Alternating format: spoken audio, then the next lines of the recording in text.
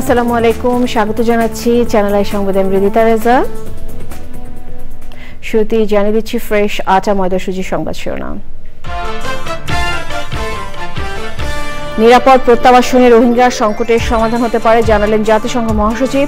কক্সবাজারের লাখো রোহিঙ্গার সঙ্গে প্রধান উপদেষ্টা ও অ্যান্টনিও গুতেরেসের ইফতার।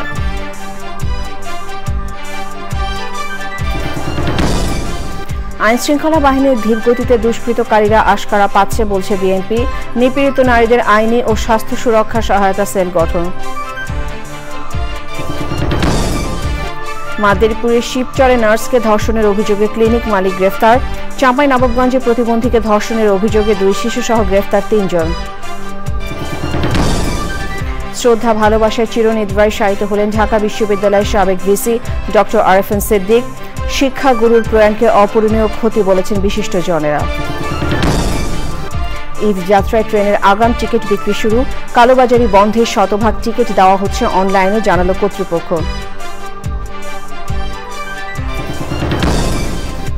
এবং আন্তর্জাতিক নদী তিস্তা রক্ষায় টেকসই পদক্ষেপের অভাব। হুমকির মুখে উত্তরের 5 জেলার মানুষের জীবন জীবিকা ও জীববৈচিত্র্য।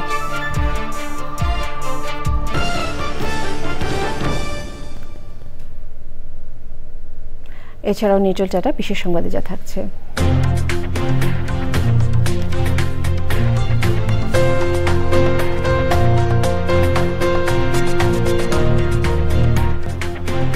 নারীর প্রতি সহিংসতার প্রতিবাদে বিশ্ব সাহিত্য কেন্দ্রে আবৃত্তি আয়োজনের খবর।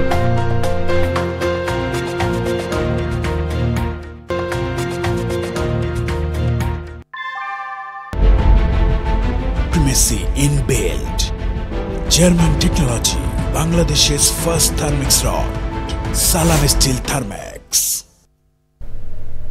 সংবাদ শিরোনামগুলো জানাচ্ছিলাম। এখনকার এই সংবাদ আয়োজন একই সঙ্গে চ্যানেলের ইউটিউব চ্যানেল এবং চ্যানেলের ওটিটি প্ল্যাটফর্ম আইস্ক্রিনে লাইভ স্ট্রিম হচ্ছে।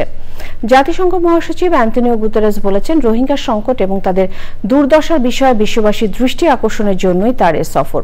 রোহিঙ্গারা নিজ দেশ মিয়ানমারে ফিরতে চায় জানিয়ে জাতিসংঘ মহাসচিব বলেন, স্বেচ্ছায় নিরাপদ প্রত্যাবাসনের মাধ্যমে এই সংকটের সমাধান হতে পারে। কক্সবাজারে রোহিঙ্গা শরণার্থী শিবির পরিদর্শনের সময় এসব কথা বলেন জাতিসংঘ মহাসচিব। পরে প্রধান উপদেষ্টার সৌজন্যে 1 লাখ রোহিঙ্গার সঙ্গে ইফতারে অংশ নেন জাতিসংঘ মহাসচিব। চকমারিতার রিপোর্ট। কক্সবাজার বিমানবন্দর থেকে সড়কপথে উখিয়া রোহিঙ্গা শরণার্থী শিবিরে পৌঁছান জাতিসংঘ মহাসচিব অ্যান্টনিও গুতেরেস। ক্যাম্পে পৌঁছে জাতিসংঘ মহাসচিব রোহিঙ্গাদের বিভিন্ন ক্যাম্প ঘুরে দেখেন। রোহিঙ্গাদের সাথে নানা বিষয়ে কথা বলেন গুতেরেস। এরপর রোহিঙ্গা যুব সমাজের প্রতিনিধিদের সাথে মত বিনিময় করেন জাতিসংঘ মহাসচিব। ক্যাম্পে রোহিঙ্গা কালচারাল সেন্টারের অনুষ্ঠানে অংশ নেন তিনি। সেখানে সাংবাদিকদের সাথে কথা বলেন জাতিসংঘ মহাসচিব।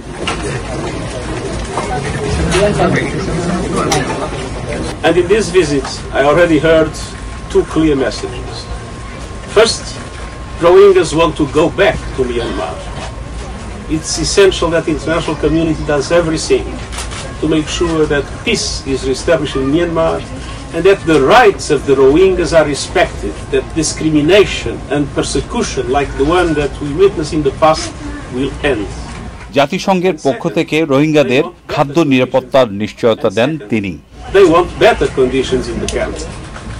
Unfortunately, recently, dramatic cuts in humanitarian aid were announced by the United States and by several other countries, namely in Europe.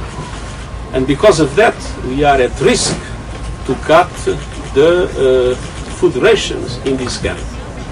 I can promise that we will do everything to avoid it, and I will be talking to all countries in the world that can support us in order to make sure that funds are made available to avoid a situation in which people would suffer even more and some people would even die. দিনভর নানা কর্মসূচিতে কর্মব্যস্ত সময় পার করেন জাতিসংঘ মহাসচিব। সন্ধ্যায় রোহিঙ্গা ক্যাম্পে প্রধান উপদেষ্টা অধ্যাপক মোহাম্মদ ইউনুসের সৌজন্যে 1 লাখ রোহিঙ্গার সঙ্গে ইফতারে শরিক হন জাতিসংঘ মহাসচিব অ্যান্টনিও গুতেরেস। এর আগে সকালে অন্তর্বর্তী সরকারের প্রধান উপদেষ্টা অধ্যাপক মোহাম্মদ ইউনূসের সাথে সাক্ষাৎ করেন বাংলাদেশের সফররত জাতিসংঘ মহাসচিব অ্যান্তোনিও গুতেরেস। প্রধান উপদেষ্টার তেজগাঁও কার্যালয়ে সাক্ষাতে রোহিঙ্গা শরণার্থীদের প্রতি বাংলাদেশের উদারতার জন্য কৃতজ্ঞতা প্রকাশ করেন জাতিসংঘ মহাসচিব। প্রধান উপদেষ্টার কার্যালয়ে পরিদর্শন বইয়ে সই করে ফটো সেশনে অংশ নেন জাতিসংঘ মহাসচিব।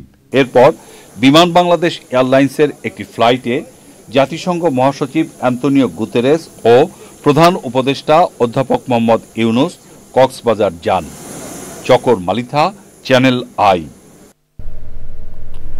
জাতিসংঘ মহাসচিবের সাথে কক্সবাজার সফরে দাপ্তরিক বিভিন্ন কাজে কর্মব্যস্ত সময় কাটালেন প্রধান উপদেষ্টা ডক্টর মোহাম্মদ ইউনূস। নির্মাণাধীন কক্সবাজার আন্তর্জাতিক বিমানবন্দর, জলবায়ু উদ্বাস্তু পুনর্বাসন প্রকল্প পরিদর্শন সহ আরও কিছু প্রকল্প উদ্বোধন করেন তিনি। চকর মালিথার রিপোর্ট। কক্সবাজার বিমানবন্দরে জাতিসংঘ মহাসচিব অ্যান্তোনিও গুতেরেস ও প্রধান উপদেষ্টা অধ্যাপক মোহাম্মদ ইউনূসকে স্বাগত জানান মুক্তিযোদ্ধা বিষয়ক উপদেষ্টা বীর মুক্তিযোদ্ধা ফারুকী আজম। প্রধান উপদেষ্টা কক্সবাজারে আন্তর্জাতিক বিমানবন্দরের নির্মাণ কাজ পরিদর্শন করেন। কাজের অগ্রগতি ও সর্বশেষ পরিস্থিতি সম্পর্কে তাকে অবহিত করে বলা হয়েছে, বিমানবন্দরের ৯৫% কাজ এর মধ্যে শেষ হয়েছে এবং বাকি কাজ এবছরের ডিসেম্বরে শেষ হবে। এরপর খুরুশকুল জলবায়ু উদ্বাস্তু পুনর্বাসন প্রকল্প পরিদর্শন করেন প্রধান উপদেষ্টা। প্রকল্পের অগ্রগতি সম্পর্কে জানানো হয় ৮২% কাজ শেষ হয়েছে। কক্সবাজার জেলার পর্যটন ও উন্নয়ন সম্ভাবনা বিষয়ক মতবিনিময় সভায় কথা বলেন প্রধান উপদেষ্টা ডক্টর মোহাম্মদ ইউনূস। সবাইকে একযোগে কাজ করার আহ্বান জানান প্রধান উপদেষ্টা। পরে উখিয়া রোহিঙ্গা ক্যাম্পে জাতিসংঘ মহাসচিবের সঙ্গে অনুষ্ঠান মালায় যোগ দেন অধ্যাপক মোহাম্মদ ইউনূস। চকর মালিথা, চ্যানেল আই। জাতিসংঘ মহাসচিব অ্যান্তোনিও গুতেরেসের সঙ্গে সৌজন্য সাক্ষাৎ করেছেন পররাষ্ট্র উপদেষ্টা মোহাম্মদ তৌহিদ হোসেন। সকালে হোটেল ইন্টারকন্টিনেন্টালে মহাসচিবের সঙ্গে বৈঠকে রোহিঙ্গা জনগোষ্ঠীর জন্য বরাদ্দ কমে যাওয়া থেকে শুরু করে তাদের ফেরত পাঠানো নিয়ে আলোচনা হয়। এ সময় তার সঙ্গে প্রধান উপদেষ্টা রোহিঙ্গা বিষয়ক উচ্চ পর্যায়ের প্রতিনিধি ডক্টর খলিলুর রহমানও ছিলেন। জাতিসংঘ মহাসচিব রোহিঙ্গা পরিস্থিতি বিষয়ে সর্বশেষ তথ্য ও করণীয় সম্পর্কে ধারণা দেন।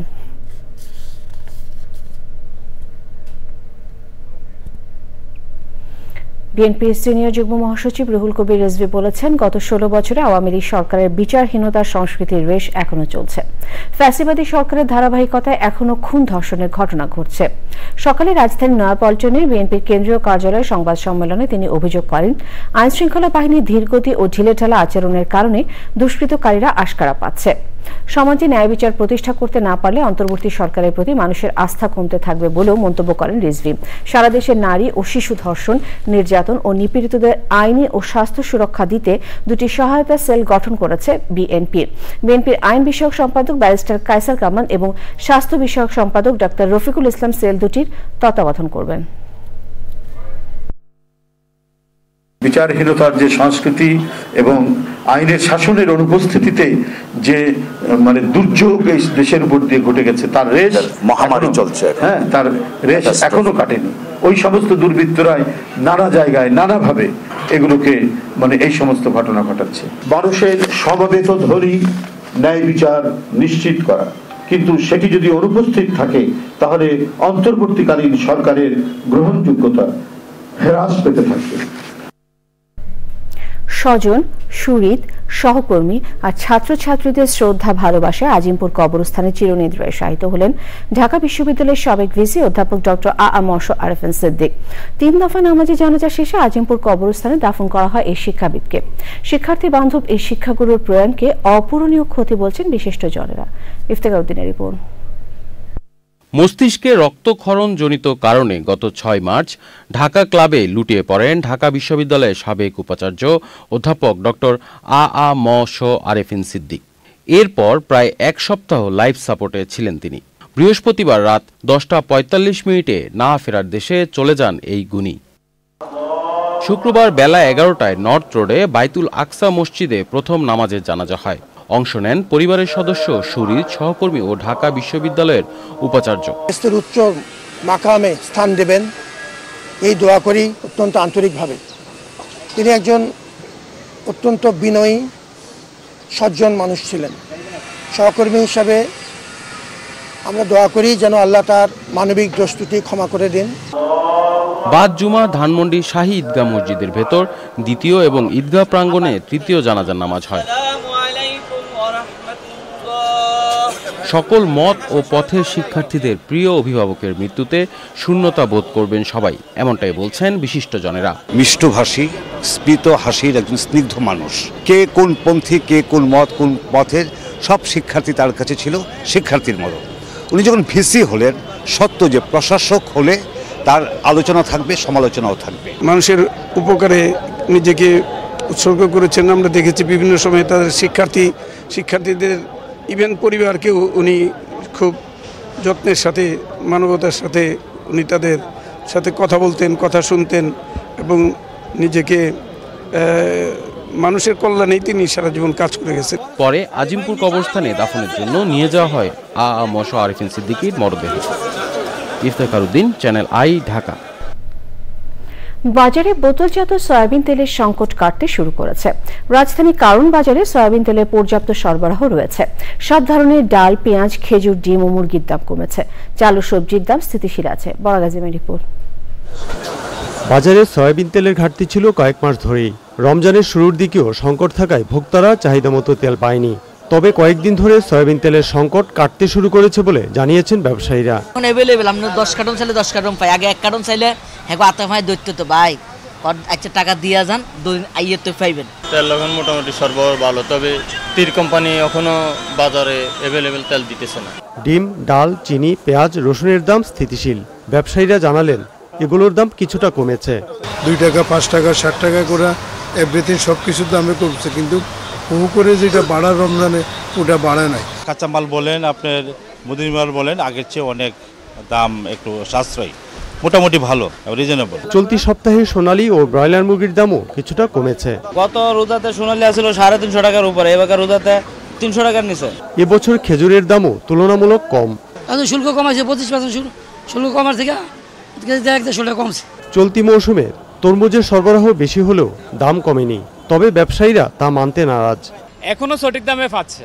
অন্য আইটেম হিসেবে তরমুজটা মনে করি একদম সস্তা। গতবার এই সিজনে তরমুজ বেচছে 80, এবার বেশি 50। আমার মনে হয় এই মুহূর্তে তরমুজ যদি 35 টাকা কেজি হইতো তাহলে সাধারণ জনগণের জন্য সুবিধা হইতো আর কি। বাজারে মৌসুমী সবজির দামও ক্রেতাদের নাগালের মধ্যে। তবে নতুন ওঠা সবজির দাম কিছুটা বেশি। চালের দাম স্থিতিশীল থাকলেও মিনিকেটের দাম বেড়েছে। কারণ হচ্ছে সিজন শেষের দিকে একেবারে আপনার হচ্ছে এই যে আর 1 মাসের মতো বলা যায় সময় আছে, 1 মাস পরে আপনার নতুন চাল আসবে। ভোক্তারা বলছেন রমজানের মতো সারা বছর নজরদারি নিশ্চিত করতে পারলে মানুষ অনেকটাই শান্তিতে থাকবে। পরাগ আজিম, চ্যানেল আই, ঢাকা। ঈদ যাত্রায় ট্রেনের অগ্রিম টিকিট বিক্রি শুরু হয়েছে। অনলাইনে শতভাগ টিকিট বিক্রি হওয়ায় ফাঁকা কমলাপুর রেলওয়ে স্টেশন। সকাল 8টা থেকে শুরু হয় অনলাইনে টিকিট বিক্রির কার্যক্রম। রেলওয়ে কর্তৃপক্ষ বলছে কালোবাজারি বন্ধ করতেই শতভাগ টিকিট অনলাইনে দেওয়া হচ্ছে। সৌদির রাজু রিপোর্ট। রাজধানীর ঢাকা রেলওয়ে স্টেশন। ঈদের অগ্রিম টিকিটের জন্য কাউন্টারে নেই ভিড়, নেই চিরচেনা দীর্ঘ লাইন। ঘন্টার পর ঘন্টা দাঁড়িয়ে থাকার ভোগান্তির সেই গল্পগুলোও উধাও। ঘরে বসেই এখন বাড়ি ফেরার টিকিট কাটতে পারছেন জীবিকার তাগিদে ঢাকায় থাকা মানুষ। 14 মার্চ থেকে 20 মার্চ পর্যন্ত অগ্রিম টিকিট বিক্রির কার্যক্রম চলবে। টিকিটের শতভাগই বিক্রি হচ্ছে অনলাইনে। কবে থেকে টিকিট ছাড়বে, আবার অনলাইনে নিতে হবে কিনা, বা এখান থেকে পাওয়া যাবে কিনা টিকিট, যার কোনো আসছিলাম আর কি। তো এখানে শুনলাম যে অনলাইনে সব টিকিট ছাড়বে আর কি, এখান থেকে তারা দিবে না কাউন্টার থেকে টিকিট। অগ্রিম টিকিট অনলাইনে ছাড়তেছে, তো অশিক্ষিত আছে না, তারা তো অনলাইন বুঝতো না। ঢাকা রেলওয়ে স্টেশন ম্যানেজার বলছেন যাত্রীদের যাতায়াত নির্বিঘ্ন করতে সর্বোচ্চ ব্যবস্থা নেওয়া হয়েছে। সকাল 8টা থেকে পশ্চিমাঞ্চল অংশের জন্য টিকিট দেওয়া হয়েছে। সেখানে আমাদের 15,773টা আসনের বিপরীতে টিকিট দেওয়া হয়েছে। আমার কাছে যে তথ্য আছে 8টা থেকে 8:30টার ভিতরে 20 লক্ষের মতো হিট করা হয়েছে। অতিরিক্ত বগি সংযোজনের মাধ্যমে এবং স্পেশাল ট্রেন পরিচালনার মাধ্যমে আমরা ঈদের জাতি সাধারণের সর্বোচ্চ সেবা নিশ্চিত করার চেষ্টা করতেছি। অগ্রিম টিকিট বিক্রির প্রথম দিনে সকাল 8টা থেকে পশ্চিমাঞ্চলের এবং দুপুর 2টা থেকে পূর্বাঞ্চলের টিকিট বিক্রি করা হয়। প্রতিদিন প্রায় 33,500 টিকিট দেয়া হচ্ছে। Shahidullah Raju, channel I, Dhaka. চট্টগ্রামে জুলাই গণ অভ্যুত্থানে শহীদ ও আহতদের পরিবারের সদস্যদের সম্মাননা দিয়েছে ওয়ারিয়ার্স অফ জুলাই সংগঠন। আব্দুল্লাহ আল শাহিদের সভাপতিত্বে সম্মাননা অনুষ্ঠানে অতিথি ছিলেন চট্টগ্রামের civil surgeon doctor Jahangir Alam, অতিরিক্ত বিভাগীয় কমিশনার নুরুল্লাহ নুরি, জামায়াতে ইসলামীর নেতা শামসুজ্জামান হেলালি, জুলাই যোদ্ধাদের নিয়ে কাজ করা এনামুল হক ও অন্যরা। অনুষ্ঠানে শহীদদের পরিবার ও আহত যোদ্ধাদের বক্তব্য শুনে এবং জুলাই যোদ্ধাদের নিয়ে কাজ করা বীরদের সম্মাননা ও শহীদ পরিবারকে রমজানে উপহার তুলে দেন অতিথিরা। সে সময় ছিলেন চট্টগ্রাম জুলাই ওয়ারিয়ার্স কমিটি, আহত যোদ্ধারা ও শহীদ পরিবারের সদস্যরা। 238 বছরের পুরনো আন্তর্জাতিক নদী তিস্তা রক্ষায় টেকসই পদক্ষেপ নেওয়া হয়নি। নদী রক্ষার নামে রাষ্ট্রের কোটি কোটি টাকা নষ্ট হওয়ায় উত্তরের 5 জেলার মানুষের জীবন জীবিকা ও জীববৈচিত্র্য হুমকির মুখে পড়েছে। তিস্তা পাড়ের মানুষের দীর্ঘদিনের দাবির প্রেক্ষিতে মেগা প্রকল্প বাস্তবায়নের উপর জোর দিয়েছে অন্তর্বর্তী সরকার। আন্তর্জাতিক নদী রক্ষা দিবসে তিস্তা নদী নিয়ে মেহেরনা লাভলি রিপোর্ট, ছবি তুলেছেন এহসানুল হক সুমন। রাষ্ট্রের উদাসীনতায় অযত্নে বয়ে চলা তিস্তা রক্ষায় দীর্ঘকাল টেকসই উদ্যোগ বাস্তবায়ন হয়নি। ফলে প্রতি বছর নদীর আগ্রাসী আচরণে সর্বশান্ত হচ্ছেন নদী পাড়ের মানুষ। শুকনোর সময় তো পানি থাকে না, আর বর্ষার সময় পানি মানুষের বাড়িতে ওঠে। বাদের মধ্যে পাকশাক করে ওই জায়গায় খাওয়া ঘুমানো সব অন্য ওই জায়গায় হয়ে যায়। 13 একর জমির মধ্যে আমার 13 শতকও নাই। সামান্য একটু কাজ করার পর তখন মনে করো এলে টাকা পয়সা লুটপাট করে একে মারি দিয়ে এনে চলে গেল। পয়সা আমার ফেরি ইলিপ কিছু চাইনি, শুধু চাই খালি নদীটার খালি কাজ। তবে এবার অন্তর্বর্তী সরকার ভূ রাজনৈতিক ইস্যুকে পাশ কাটিয়ে তিস্তা নদী সমন্বিত ব্যবস্থাপনা ও পুনরুদ্ধার প্রকল্প নামে তিস্তা মহাপরিকল্পনা বাস্তবায়নে এগিয়ে চলেছে। While we're doing the suffering, address the suffering matters, we care about nature. We first make sure that we cannot destroy environment. তিস্তার গতি প্রকৃতি জীববৈচিত্র্য রক্ষা করে মেগা প্রকল্প বাস্তবায়নের তাগিদ দিয়েছেন নদী বিশেষজ্ঞরা। তিস্তা নদী পরিচর্যার ক্ষেত্রে অর্থাৎ সুরক্ষার ক্ষেত্রে আমাদের দুই পার সুরক্ষা করতে হবে। এমনকি নদীর মধ্যবর্তী অংশ ভরাট হয়ে যাওয়ার কারণে সেটি খনন করতে হবে। কিন্তু যখন সেখানে অবকাঠামো নির্মাণ করা হবে, সেই অবকাঠামো দীর্ঘমেয়াদে আবার কোনো ক্ষতির কারণ হবে কিনা সেটাও খুব উপযুক্তভাবে পরীক্ষা নিরীক্ষা করে সেটিও করতে হবে। প্রকল্প বাস্তবায়নে তিস্তার তীব্র ভাঙন, আকস্মিক বন্যা, নদীর তলদেশ পলিতে ভরণ সহ নানা চ্যালেঞ্জ শনাক্ত করেছে পাওয়ার চায় না। তিস্তা মেগা প্রকল্প বাস্তবায়ন হলে তিস্তা নদী ভাঙন রোধ, বন্যা ঝুঁকি হ্রাস, নদীর পানি প্রবাহ নিয়ন্ত্রণ এবং নদী পুনরুদ্ধার হবে। পাল্টে যাবে উত্তরের কৃষি অর্থনীতি। রংপুরের গঙ্গাচড়ার তিস্তা নদী পার থেকে মেরিনা লাভলি, চ্যানেল আই। সময় হলো বিরতি নেবার। বিরতির পর আরো সংবাদের সাথে জানিয়ে ফিরব। সিরাজগঞ্জে দ্বিতীয় শ্রেণীর ছাত্রী চাঁপাইনবাবগঞ্জে প্রতিবন্ধী শিশু ও মালদারীপুরে এক নার্স ধর্ষণের শিকার হয়েছে। ভুক্তভোগীরা হাসপাতালে চিকিৎসাধীন। এর মধ্যে চাঁপাইনবাবগঞ্জে 3 জন ও মালদারীপুরে অভিযুক্ত এক ধর্ষণকারী গ্রেফতার করেছে পুলিশ। নারায়ণগঞ্জে 7 বছরের এক শিশুকে ধর্ষণের অভিযোগ উঠেছে। স্বজন ও স্থানীয়রা ধর্ষণকারীদের সর্বোচ্চ শাস্তির দাবি জানিয়েছেন। প্রতিনিধি পাঠক তথ্য ভিডিওচিত্রে সুব্রত গাইনের রিপোর্ট। মাগুরায় এক শিশু ধর্ষণের শিকার হয়ে মৃত্যুর ঘটনার মধ্যেই দেশের বিভিন্ন জায়গায় ধর্ষণের ঘটনা ঘটেছে। এর মধ্যে সিরাজগঞ্জের রায়গঞ্জ উপজেলার পাঙ্গাসী ইউনিয়নের নারুয়া গ্রামে দ্বিতীয় শ্রেণীর ছাত্রীকে ধর্ষণের অভিযোগ উঠেছে 15 বছরের এক শিশুর বিরুদ্ধে। অভিযুক্ত শিশু যত্নকেন্দ্র আঁচলের শিক্ষিকার ছেলে। ভুক্তভোগী স্কুল ছাত্রী এনজিও পরিচালিত আঁচল স্কুলে পড়তে যায়। শিক্ষিকার বাড়িতে স্থাপিত স্কুলে শিশুটিকে একা পেয়ে শিক্ষিকার ছেলে ধর্ষণ করে বলে জানায় ভুক্তভোগীর পরিবার। পরে সিরাজগঞ্জের Shaheed M Monsur Ali medical college হাসপাতালে তাকে ভর্তি করা হয়। এই ঘটনায় অভিযুক্ত শিশুকে একমাত্র আসামি করে মামলা করেছেন ভুক্তভোগী শিশুর বাবা। 5টার ঘটনা যে সন্ধ্যাবেলা আসলো, আসে মেয়ে লিগা খালি ওই ভয় পায় কিছু বললো না বললা আর মা টের পায়া দেখা যায় এরকম বেলাক ব্যান্টি আছে। আপনাদের কাছে এই শিশুর জন্য আপনাদের কাছে আপনাদের জায়গাতে আছে, আপনারা আল্লাহ এই সহায়তা বিচারটা আপনাদের টান চাই, আল্লাহ আগে আর পাশে হইলে আপনারা। শিশুটি আশঙ্কামুক্ত হলেও মানসিকভাবে এখনো সুস্থ নয় বলে জানান কর্তব্যরত চিকিৎসক। এটা আসলে পেশেন্ট যারা ছিল ওনারা আসলে সঠিকভাবে অভিযোগ দিতে পারে নাই। ওনার গার্জিয়ান ঠিকমতো ছিল না যখন নিয়ে আসছে। এটা আমরা আজকে ভোরের দিকে পেয়েছিলাম এখানে। তো ভর্তি হওয়ার সময় যেরকম ছিল তার থেকে তার অবস্থা এখন অনেকটা ইমপ্রুভড, বাট মেন্টালি সে কিছুটা ট্রমাটাইজ। চাঁপাইনবাবগঞ্জের শিবগঞ্জ উপজেলার শাহবাজপুর ইউনিয়নের কাকমারি এলাকায় এক প্রতিবন্ধী শিশুকে মুখে গামছা পেঁচিয়ে ধর্ষণের অভিযোগ উঠেছে। বৃহস্পতিবার রাতে শিশুটিকে স্থানীয় 2 শিশু ও এক যুবক ধর্ষণ করেন। ভুক্তভোগীর বাবা জানান, মেয়েকে না পেয়ে খোঁজাখুঁজির পর পাশের আমবাগান থেকে তাকে উদ্ধার করা হয়। পরে স্থানীয়দের ঘটনা জানালে অভিযুক্ত 3 জনকে আটক করে পুলিশের হাতে তুলে দেয় তারা। পরে স্বজনরা ভুক্তভোগীকে চাঁপাইনবাবগঞ্জ জেলা হাসপাতালে ভর্তি করেন। রোগীর হচ্ছে রেপের যে মানে ভিকটিম এক্সামিনেশন সেগুলো করার পর আরো ডিটেইলসে জানা যাবে যে আসলে কতটুকু মানে সিরিয়াস রোগীর অবস্থা। মাদারীপুরের শিবচরে নিজ ক্লিনিকের নার্সকে ধর্ষণের অভিযোগে করা মামলায় শিবচর ইউনাইটেড হাসপাতালের মালিক আপেল মাহমুদকে গ্রেপ্তার করেছে পুলিশ। বৃহস্পতিবার রাতে শিবচরের বাহাদুরপুর এলাকা থেকে তাকে গ্রেপ্তার করা হয়। কর্মচারীকে সে ধর্ষণের অভিযোগে মামলা হয়। এই মামলার প্রেক্ষিতে তাকে আটক করা হয়। এর আগেও তার বিরুদ্ধে একটা শিশু মেয়েকে ধর্ষণের চেষ্টার অভিযোগে চার্জশিটভুক্ত আসামি। এছাড়াও নারায়ণগঞ্জে 7 বছরের এক শিশুকে ধর্ষণের অভিযোগ উঠেছে। শিশুটিকে ঢাকা মেডিকেল কলেজ হাসপাতালে ভর্তি করা হয়েছে। রূপগঞ্জের উপজেলা নির্বাহী কর্মকর্তা জানান, বৃহস্পতিবার সন্ধ্যার দিকে মিষ্টির প্রলোভন দেখিয়ে এক ব্যক্তি শিশুটিকে ধর্ষণ করে বলে অভিযোগ পাওয়া গেছে। Subrata Gain, desk report, Channel I. গাজা উপত্যকায় যুদ্ধবিরতির আলোচনার মধ্যে হামলা চালিয়েছে ইসরায়েলি বাহিনী। এতে 2 শিশু সহ 4 জন প্রাণ হারিয়েছে। অন্যদিকে পশ্চিম তীরে ফিলিস্তিনিদের বাড়িঘর ও গাড়িতে আগুন ধরিয়ে দিয়েছে ইসরায়েলি বসতি স্থাপনকারীরা। আল জাজিরা জানিয়েছে, কাতারের দোহায় গাজা যুদ্ধবিরতি নিয়ে আলোচনার মধ্যে হামলা চালাচ্ছে ইসরায়েলি বাহিনী। জর্ডান উপত্যকাও গুলি চালিয়েছে ইসরায়েলি সামরিক বাহিনী। আইস্ক্রিন সাংস্কৃতিক সংবাদ।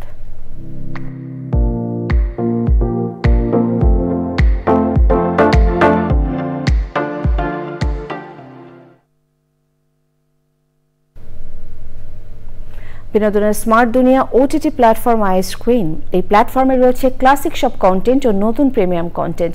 সালমান মুক্তাদির পরিচালিত আইস্ক্রিনের নতুন কন্টেন্ট প্রেম মোহাম্মদ ভালোবাসা প্রদর্শিত হচ্ছে। নাটকটিতে অভিনয় করেছেন তৌসিফ মাহবুব ও তানজিন তিশাম। আইস্ক্রিন সাবস্ক্রাইব করে নাটকটি উপভোগ করতে পারবেন দর্শক। নিটল টাটা বিশেষ সংবাদ।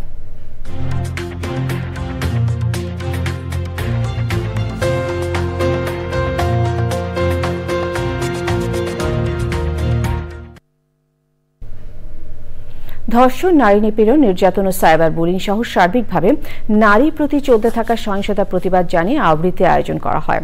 বিশ্ব সাহিত্য কেন্দ্রে আয়োজিত অনুষ্ঠানে অংশ নেন দেশের স্বনামধন্য আবৃত্তি শিল্পীরা। কবিতার ভাষায় তুলে ধরা হয় নারীর প্রতি সহিংসতা নয়, বরং সহমর্মিতা। আবৃত্তির মাধ্যমে সাহসী উচ্চারণ হয় ধর্ষণ, নিপীড়ন আর মৌলবাদের বিরুদ্ধে।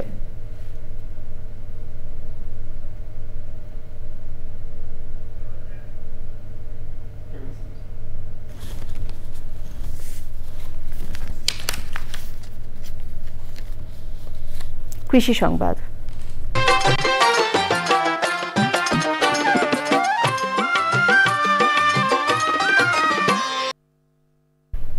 জলবায়ু পরিবর্তনের প্রভাবে গত 1.5 দশক নানান প্রাকৃতিক দুর্যোগের শিকার হয়েছেন উপকূলবাসী।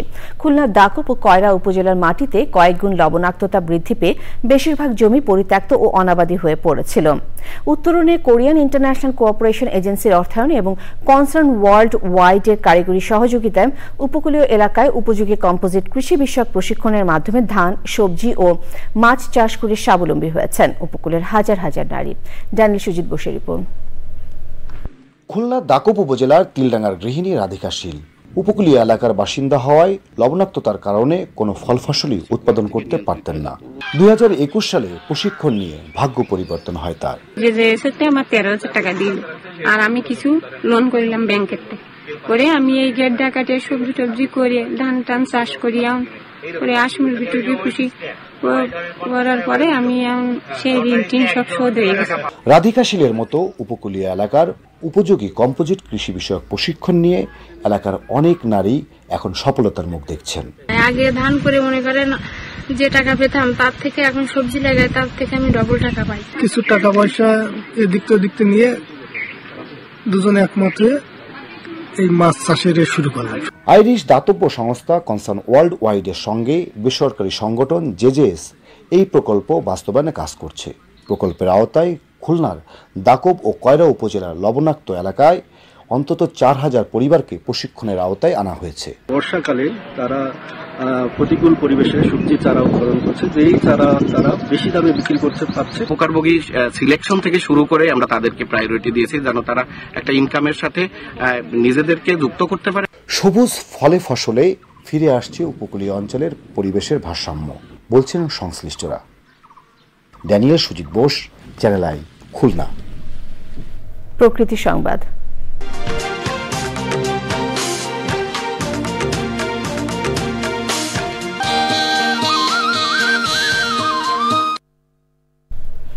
ধ্বংসের দ্বার প্রান্তে ময়মনসিংহের ঐতিহ্যবাহী আলেকজান্ডার ক্যাসেল যে কোনো সময় ভেঙে পড়ে ঘটতে পারে বড় দুর্ঘটনা। ইতিহাস রক্ষায় কর্তৃপক্ষের উদাসীনতায় ক্ষোভ জানিয়েছে নাগরিক সমাজ। প্রাচীন এই নিদর্শন সংস্কারে 3 বছরের প্রকল্প নেওয়া হচ্ছে বলে জানিয়েছে প্রত্নতত্ত্ব অধিদপ্তর। শেখ মহিউদ্দিন আহমেদের তথ্য ভিডিওচিত্রে আফরোজা হাসির রিপোর্ট। 1879 সালে কাঠ ও লোহার অপূর্ব সমন্বয়ে ব্রহ্মপুত্র নদের তীরে দৃষ্টিনন্দন আলেকজান্ডার ক্যাসেলটি নির্মাণ করেন তৎকালীন জমিদার সূর্যকান্ত আচার্য চৌধুরী। প্রতিষ্ঠার পর থেকেই রবীন্দ্রনাথ ঠাকুর, মহাত্মা গান্ধী, লর্ড কার্জন, চিত্তরঞ্জন দাস সহ অনেক বরেণ্য ব্যক্তি এসেছেন এই প্রাসাদে। বর্তমানে টিচার্স ট্রেনিং কলেজের গ্রন্থাগার হিসেবে ব্যবহৃত হচ্ছে ভবনটি। তবে সংস্কার ও রক্ষণাবেক্ষণের অভাবে জরাজীর্ণ হয়ে পড়েছে ঐতিহ্যবাহী প্রাচীন এই নিদর্শন। চুরি হয়ে যাচ্ছে লোহার তৈরি অংশগুলো। বিভিন্ন জায়গায় দেখা দিয়েছে ফাটল। এখানে অনেক মনীষীরা এসেছে, অনেক, এবং রবীন্দ্রনাথ এখানে এসে থেকেছে। কষ্ট হয় যে আমাদের ময়মনসিংহের মধ্যে এত সুন্দর একটা আলেকজান্ডার আছে, কিন্তু এটার কোনো মেরামত হচ্ছে না। যে কোনো সময় কিন্তু ভেঙে পড়তে পারে। এত বছরের পুরনো একটা ঐতিহ্য ধরে রাখার জন্য হলেও এটা সংস্কার প্রয়োজন। ইতিহাস ঐতিহ্য রক্ষায় প্রাসাদটি সংস্কার ও যথাযথ রক্ষণাবেক্ষণের দাবি সচেতন নাগরিক সমাজের। যত তাড়াতাড়ি সম্ভব ময়মনসিংহের এই সম্পদটিকে সংরক্ষণ করুন। আমরা এই ব্যাপারে সোচ্চার, প্রয়োজনে আমরা আরো বেশি পদক্ষেপ নিব। অনুমোদন পেলেই আলেকজান্ডার ক্যাসেল সংস্কার প্রকল্পের কাজ শুরু হবে বলে জানিয়েছে প্রত্নতত্ত্ব অধিদপ্তর। আমরা অনুমোদন পাবো, তখন আমরা এই আলেকজান্ডার ক্যাসেল মুক্তাগাছা জমিদার বাড়ির সংরক্ষণ, উন্নয়ন, প্রদর্শনীর কাজ আমরা করতে পারবো। 146 বছরের প্রাচীন এই নিদর্শনকে পর্যটন কেন্দ্রে পরিণত করতে প্রয়োজনীয় উদ্যোগ নেবে সরকার, প্রত্যাশা ময়মনসিংহবাসীর। আফরোজা হাসি, প্রকৃতি ও জীবন desk, channel I. Pubali bank বাণিজ্য সংবাদ।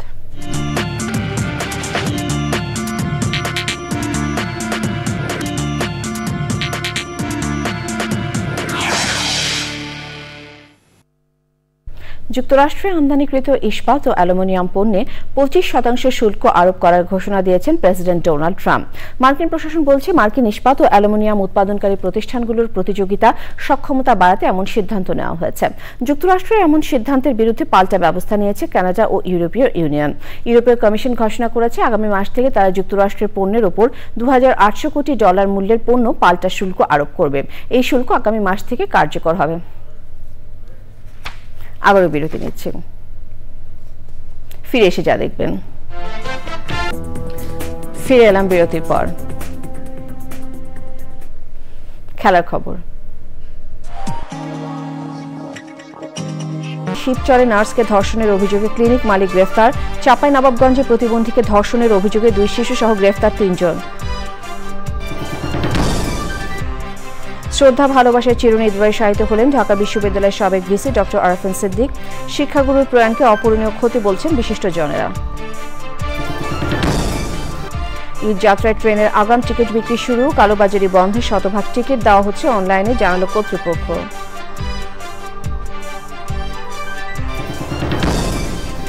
এবং আন্তর্জাতিক নদী তিস্তা রক্ষায় টেকসই পদক্ষেপের অভাব।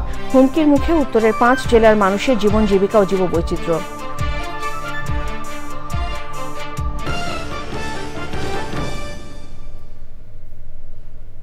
শেষ করছি চ্যানেলের সংবাদ। ধন্যবাদ।